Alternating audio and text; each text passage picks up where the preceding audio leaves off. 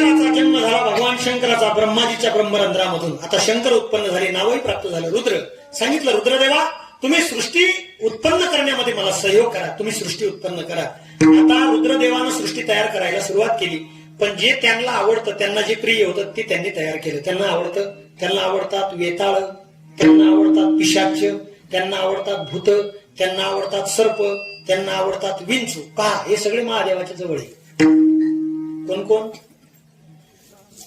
भूते वेताळे नाचते, भूते वेताळे नाचते, वेताळे नाचते, भूते वेताळे नाचते, भूते वेताळे नाचते, भूते वेताळे नाचते, भूते वेताळे नाचते, भूते वेताळे नाचते, भूते वेताळे नाचते, हर्षयुक्त उमापती, भूते वेताळे नाचते, हर्षयुक्त उमापती, हर्षयुक्त उमापती,